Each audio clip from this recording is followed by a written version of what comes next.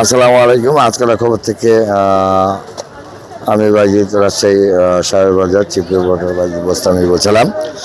দর্শকবৃন্দ, আজকে আমরা প্রতিবেদন করতে এসেছি সাহেব বাজার কাঁচামাল যেখানে বিক্রি হয় এবং বিভিন্ন আইটেম বিক্রি হয় খাদ্যদ্রব্য, সেইখানে এসেছি। দর্শকবৃন্দ, আমরা বিভিন্নভাবে যাচাই বাছাই করলাম এবং গোটা মার্কেট যাচাই করেছি। ব্যবসার পরিস্থিতি খুব একটা ভালো না। ঈদের পর আরও ব্যবসা বাণিজ্য নর্মাল হয়ে গেছে। সাধারণ জনগণের খুব কষ্ট ভোগ হচ্ছে। কিছু কিছু কারণের জন্য হয়তো বা এরকম হাল চলছে, যেমন তেল। তারপরে সরকার নিয়ম বেঁধে দিয়েছে 6টা থেকে 7টা পর্যন্ত মার্কেট খোলা থাকবে। তার জন্য হয়তো বা এই সংকট দেখা দিচ্ছে। দর্শকবৃন্দ, আজকের খবর থেকে আমি বাজিদ বোস্তামি বলছিলাম। আমি আপনার দেখছেন পিছিয়ে একটা দোকান আছে, মুদির দোকান। আমি তার একটু সাক্ষাৎকার নিব। দর্শকবৃন্দ, সাথেই থাকুন। বড় ভাই, ব্যবসা বাণিজ্য আসলে কেমন হচ্ছে? বর্তমান ব্যবসা বাণিজ্যের পরিস্থিতি খুবই নাজুক, কেননা জিনিসপত্রের দাম অনেক বেশি। ঈদের পর থেকে ক্যারিং খরচা বেশি, প্রত্যেকটা মালের উপরে দাম বেড়ে গেছে। কাজে কাস্টমার মাল কিনতে হিমশিম খাচ্ছে। একটা মাল ধরেন আগে বেচেছি 200 টাকা, এখন 250-300 টাকা বিক্রি করতে হচ্ছে। 1 কেজি খেজুর বেচেছি 500 টাকায়, এখন 600 টাকায় বেচতে হচ্ছে।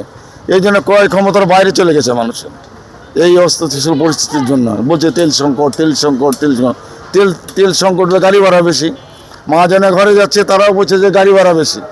হ্যাঁ, এখন এই পরিস্থিতির উপরে আমাদের বেচাকেনা এখন বর্তমান খুবই খারাপ।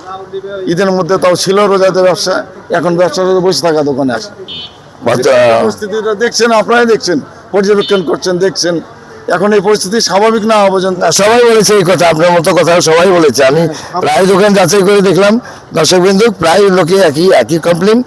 তার মধ্যে একটা নতুন কমপ্লেন যোগ হয়েছে। দর্শকবৃন্দ, সরকারি নিয়ম 6টা থেকে 7টা পর্যন্ত করে দেওয়ার পরে ব্যবসা বাণিজ্য বিভিন্ন ক্ষেত্রে, বিভিন্ন সেক্টরে, বিভিন্ন প্রতিষ্ঠানে একটু সমস্যা হচ্ছে। দর্শকবৃন্দ, এই জন্য আপনাকে অথবা উনি বা মনে বলে গেছে, আমি আবারও বলবো তাকে এই বিষয়ে কি বলে।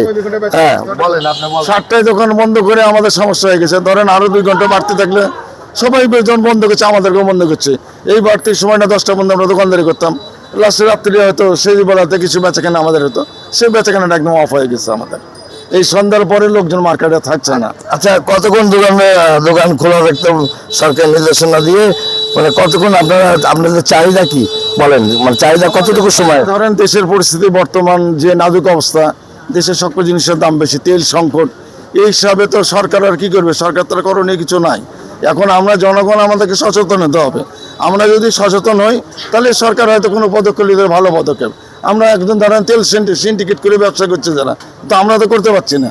আমাদের সমস্যা দাঁড়িয়ে গেছে এখানে।